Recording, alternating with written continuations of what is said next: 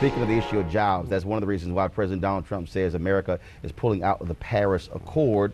But what's interesting is that you have many of the world leaders, world economic leaders, who are saying they wanted America to stay in this accord. Joining us right now is Grover Norquist. Of course, he is with the American Taxpayers Group, and he's always, of course, there's no tax Grover wants to see kept anywhere in America. So, Grover, how you doing? I'm doing very well. Things are going good. Okay, so Grover, I need you to explain how you have folks like BP, Apple, Exxon, Chevron, and others, major corporations that employ hundreds of thousands of people, who disagree with the president about pulling out of this accord.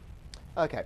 Well, there are several groups that have been very active in supporting the Paris Accord, which limits how much energy America will be allowed to use into the future, requires the United States to put coming up to $25 billion in foreign aid each year, and that number goes up, and also says to China, you have no limits on how much coal you can use, how many factories you can build. They're building 350 coal-fired power plants right now. They have 800 on plan. No limits on China. India says if we pay them, they'll do something, but not otherwise. So we're going to spend the money to maybe get them to do something. There are countries that get foreign aid out of this. That's why almost all the countries in the world voted yes, but they're not paying for it. They're just going to get money. And Europe has also gone down this path. Yeah. But Grover, you have a president who's calling the slush fund when it's not a slush fund. And look, America is also a major violator when it comes to this whole issue of what's happening across climate. And then when he says that we're going to renegotiate, how? Sure. Well, he says the United States is leaving this accord. Again, the Senate did not vote this treaty. There is no vote. Because it's voluntary. It's voluntary. Joining is, if you join, you are required every 5 years to say, here's what you're going to do. In the United States, you can then be taken to court. So it's not voluntary. And if it was just silly and voluntary and isn't that nice, which is the way, by the way, Europe has treated it. Europe has not met those numbers that they said they were going to. Other countries have not met the numbers they said they were going to. But in the United States, because we have this rule of law fixation, if we put it in writing that we're going to do something, we will be held to account. But we'll be one of the few countries that actually does that. You said the United States is a violator. We've actually reduced our carbon footprint more dramatically than other countries, not as Europe has by absorbing the failed states of the former Soviet Empire and going, see, we've closed down all these dead factories, see how much we've saved. But in the United States, we now have fracking, which is opposed by the very environmental groups that say they want Paris, because that gives us more natural gas, which is cleaner.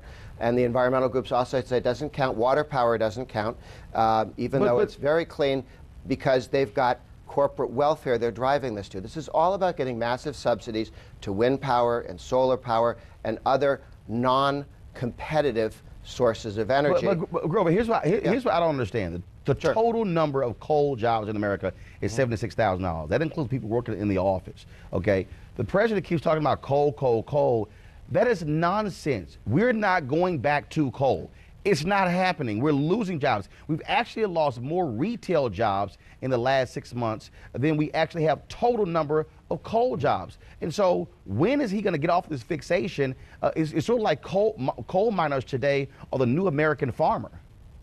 It's an interesting comparison, partly because one of the reasons there are fewer coal miners is they've gotten much more productive. And when you talk about coal jobs, the guy who mines the coal, but the person who works at the steel mill and the person who works at the auto mill are all coal jobs because those flow from the energy.